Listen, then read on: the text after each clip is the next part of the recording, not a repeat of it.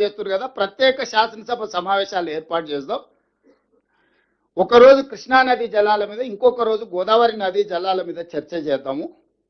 మీరు ఇంత అనుభవజ్ఞులు కదా, 5 ఏళ్ళు నువ్వు మంత్రి చేసినావు, 5 ఏళ్ళు చంద్రశేఖరరావు గారు మంత్రి చేసి 20 ఏళ్ళు నీళ్ళ కోసమే తెలంగాణ ఉద్యమం చేసినావు అని చెప్తున్నారు కదా, చర్చ చేద్దాం చట్టసభలలో రాండి అని నేను వారికి విజ్ఞప్తి చేసిన. మీరు స్పీకర్కు లెటర్ రాయండి, మేము కూడా అఫీషియల్గా లెటర్ ఇస్తాం గవర్నమెంట్ నుంచి. ప్లాట్ఫామ్ మీద ఫేస్ టు ఫేస్, ఇప్పుడు నేను ఏం చెప్పినా మీరు అందరూ మన వాళ్ళే, మీరు అందరూ ఎక్కువ తక్కువ 99% నేను చెప్పిన దాన్ని ఆమోదిస్తారు. నేను అట్లా వాదించదలుచుకోలే, నేను మీకు వివరాలే ఇస్తున్నా.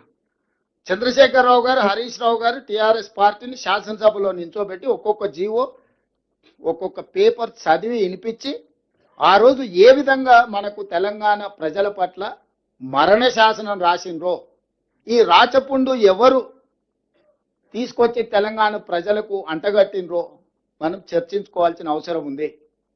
ఈరోజు ఎన్విరాన్మెంట్ మినిస్ట్రీ అయితే పిఎఫ్ఆర్ను తిరస్కరించిండ్రనంటే అదేదో పరిష్కారం అనుకోకండి, అది కామా మాత్రం, అది ఫుల్ స్టాప్ కాదు. వాళ్ళు లేవనెత్తిన డౌట్లను మళ్ళీ క్లారిఫికేషన్ పేరు మీద మళ్ళీ వెనక్కిస్తాడు. ఎందుకంటే మోడీ గారి మనగడ చంద్రబాబు నాయుడు గారి మీద ఉంది, చంద్రబాబు నాయుడు గారి మనగడ గోదావరి బంకంచర్ల మీద ఉంది.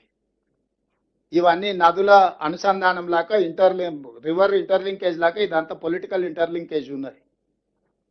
అందుకోసమనే ఇది మన తెలంగాణలో కడుతున్న ప్రాజెక్టులు కానీ తెలంగాణకు కేటాయించిన నీళ్లను పక్కాగా లెక్కలు రాసి మన కేటాయింపులు జరిగినప్పుడే ఈ సమస్యకు పరిష్కారము.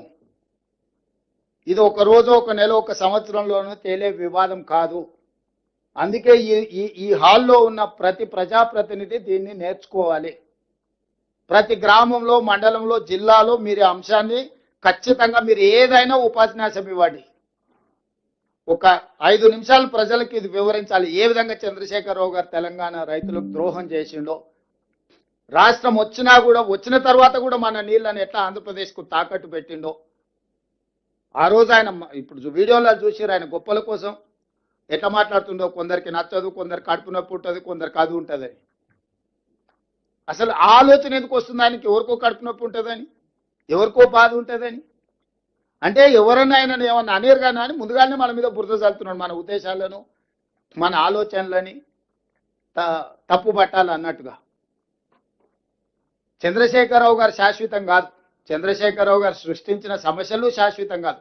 నీటి కేటాయింపులే శాశ్వతం, మన హక్కులు శాశ్వతము.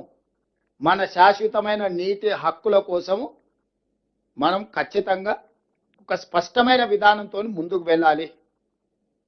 ఇక్కడికి వచ్చిన పెద్దలందరికీ, కొంతమంది మిత్రులు ఉన్నారు, చాలా మంది పెద్దలు ఉన్నారు. ఎందుకంటే మాకంటే కూడా అనుభవజ్ఞులు, సాగునీటి మంత్రులుగా చేసిన వాళ్ళు, ఉద్యమాలు చేసిన వాళ్ళు, లేకపోతే నీళ్ళ ఏ విధంగా మన జీవితాలను మారుస్తాయో అవగాహన ఉన్న వాళ్ళు చాలా మంది ఇక్కడ ఉన్నారు.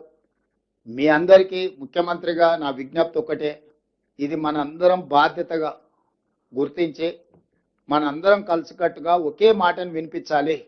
ఈరోజు చంద్రశేఖరరావుతోని పంచాయతీ పెట్టుకునే దానికంటే మన హక్కులను ఎట్లా సాధించుకోవాలని ఆలోచన చేయడం కీలకం. ఈ సమావేశంలో ఉద్దేశం చంద్రశేఖరరావు గారిని విమర్శించడం కోసం కాదు ఈ సమస్య. ఇక్కడ ఈ సమావేశం మన నీటి కేటాయింపులను, హక్కులను ఏ విధంగా సాధించుకోవాలి, మన నీటి కేటాయింపులను, హక్కులను సాధించుకోవాలంటే మనం కేంద్ర ప్రభుత్వం మీద నిరంతరం ఒత్తిడి చేయాలి, నిలదీయాలి. ఇదే మన ఎజెండా. బీఆర్ఎస్ సచ్చిన పాము, దాని గురించి మీరేం సమయం వృధా చేసుకోకండి. కానీ బీజేపీ మన నీటి కేటాయింపుల మీద 11 సంవత్సరాల నుంచి ఏ నిర్లక్ష్యం వహించిందో, ఏ సహాయ నిరాకరణ చేసిందో, ఈ రోజు కూడా అదే విధానంతో ముందుకు పోతున్నారు. మన ఫోకస్ అంతా కూడా కేంద్ర ప్రభుత్వం మీద, బీజేపీ